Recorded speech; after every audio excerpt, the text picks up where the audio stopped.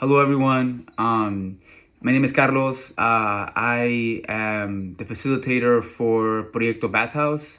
And I wanted to kind of make this video to kind of give a description and kind of describe this project a little better. Um, the page was taken down about 2-3 months ago, the original page, because of censorship. So I had to restart. I started a Twitter account. The Twitter page is a little different, a lot different than the Instagram, because there's no censorship there. So I posted a lot more. It's more so like a platform and a page for sexuality and kind of like preserving that bathhouse culture more so now in this COVID-19 world that we live in, where we can't go to places like bathhouses or sex clubs. So this page, this project, I've been working on it for about 2 years now.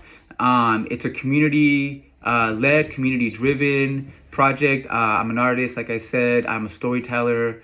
I'm also a community organizer and have done a lot of advocacy work.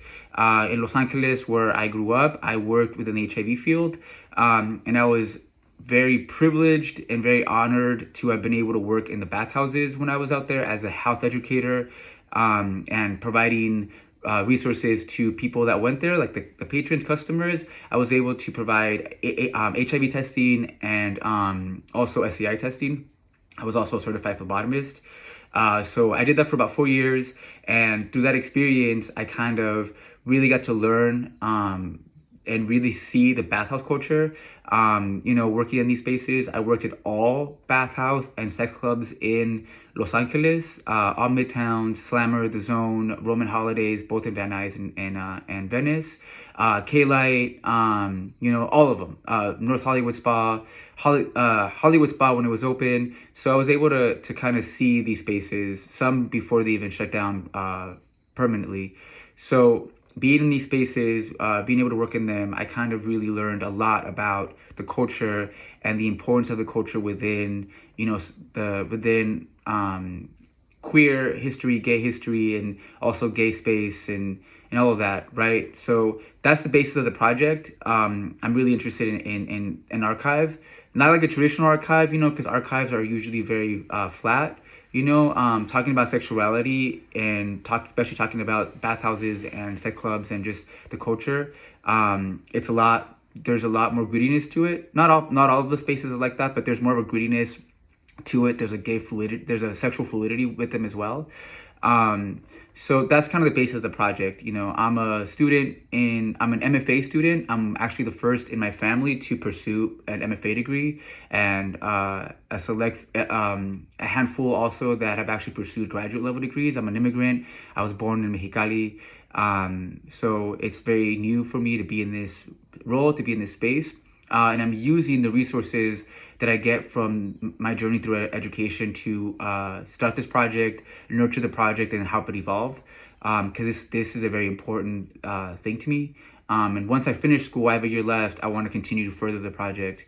Like I said, it's a community-led project, so I use Instagram, I use Twitter to kind of reach out to people, get information from them. I also use consent, because I'm huge on consent. Consent is one of the main things on the project.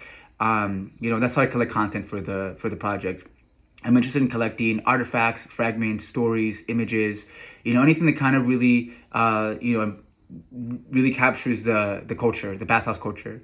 Bathhouse culture, sex club culture, and places of sexuality. Places of sexuality being places where people cruise, where gay men, queer individuals go cruise. The project is based more so in the West Coast, because those are areas that I'm more familiar with. Like I said, I grew up in Los Angeles. Right now, I'm based in Portland because I'm in school at Portland State. While up here, I've been a big part of the Hawks community. I've been going there for years. I know the owners. I know the community there. I'm very familiar with that spa, that bathhouse. There's also Steam. Steam, I'm still learning to get. I'm still in the process of getting to know that venue and the owners and that space. But like I said, I'm really interested in that, collecting experiences and collecting an archive that I can share with the community, right? what I envision for for the project is to have publications that I make, so zines, capturing images, capturing interviews, discussions, conversations with people about these spaces, so to pass out in the community. When I was a kid and I worked at the bathhouses, I used to love, picking up different like booklets and different magazines, and I kind of like that aesthetic, so I kind of want to use that to promote this project. Um, so, and another thing too, I would love to make a film. I would like to get funding to make a film, to capture interviews, and just kind of talking about the culture, right? Talking about the bathhouse culture, and to have it and to be available for the community. I would also love to have an exhibition space, or a space for an exhibition to show images, to show fragments, things from these spaces. I would love to have like just things that encompass the culture, or the community could see it and get a sense of empowerment. Like, this is our culture. This is what bathhouse culture is: sex, club culture, and sexuality, intimacy within the queer community, the gay community. So that's kind of what I envision for the project. So right now, where I'm at, like I mentioned earlier, because of censorship, my page got taken down. I'm starting fresh from scratch, trying to get followers, trying to get people interested in the project. So thank you so much for people that have been supporting me. Y'all are fucking awesome. It's hard right now because of what's going on in the world with COVID. And I feel more so now than ever, it's very important to preserve this culture, the good and the bad, right? Because, like I said, I spend time in these spaces, and not everything is, these spaces aren't perfect. They're not, there's good and bad, but it is still culture. And like in any culture, there's good and bad. So I'm interested in like really preserving that.